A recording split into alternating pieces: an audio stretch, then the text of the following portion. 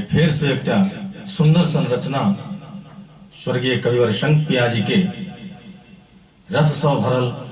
साहित्यिक प्रयोग लोक धुन खासकर चैतावर उम्मीद नीक लागत और एहन एहन नव नव गीत सुनवाक लेल हम आग्रह करब जे हमर चैनल के सब्सक्राइब करी, लाइक करी, शेयर करी, संगे घंटी के निशान के दबेनाई नहीं बिसरब, जैसा कि तुरंत अहाँ तक गीत पहुंच जाए। आओ सुनै छी ई सुंदर सन लोकगीत।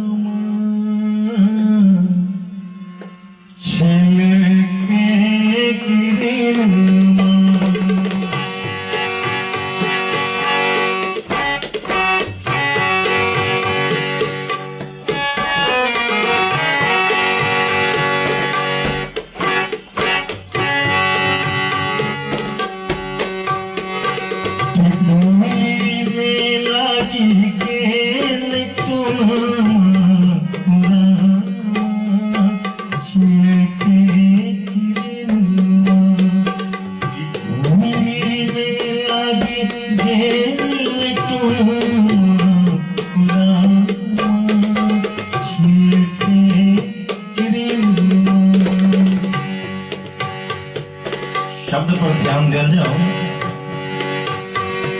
अंजलि के पोरे पोरे मेहंदी फुलाए, अंजलि के पोरे पोरे, अंजलि के पोरे पोरे, अंगूरी के पोरे पोरे, पोरे पोरे मेहंदी फुलाए, यौवन चढ़ल मचन छिलके गिरना, यौवन चढ़ल मचन छिलके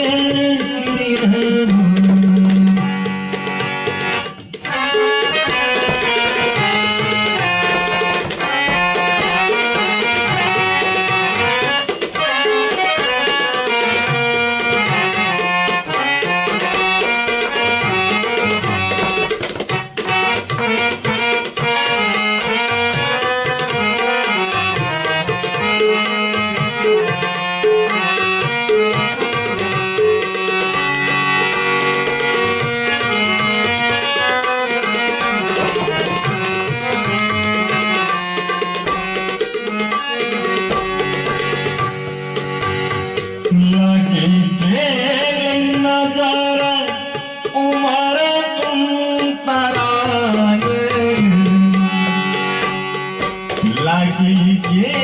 नजर को लागी के नजर उमरा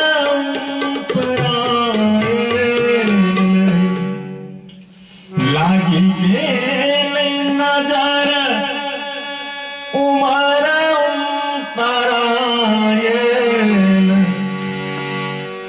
अंग अंग भूल के बदन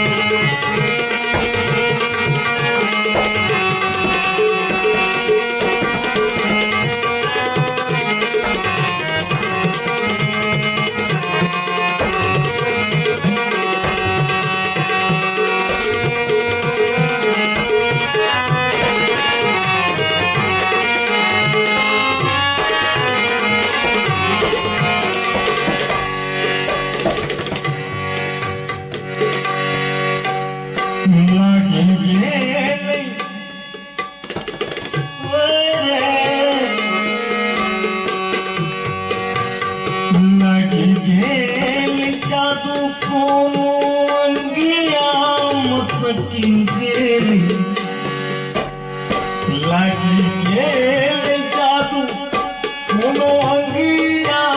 मस्की के लागी गेल जादू कोनो अंगिया मस्की गेल चुनरी भैला रे पवन छिलके गिरी चुनरी भैला रे पवन छिलके गिरी चुनरी भैला रे पवन छिलके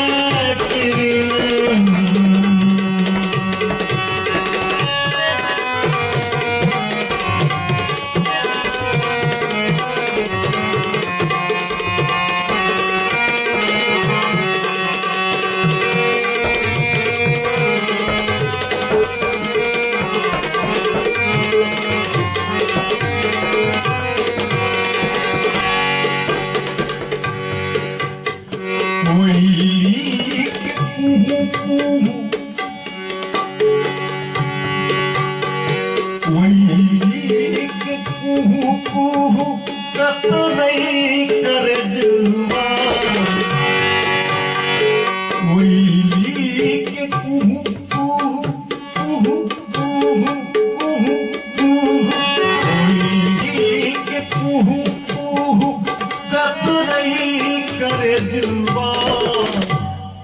कोयली के कुहू कुहू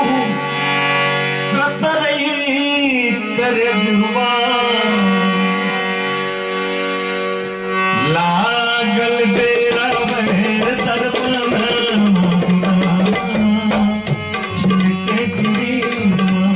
लागल बेरा में दर्पण छिलके गिरी छिलके अंगुली के पोरे पोरे महबूब बुलाए जुबान छलना मचना छिलके गिरी टिकुली मिलाई गेल सोन टिकुली मिलाई गेल टिकुली मिलाई गेल सोन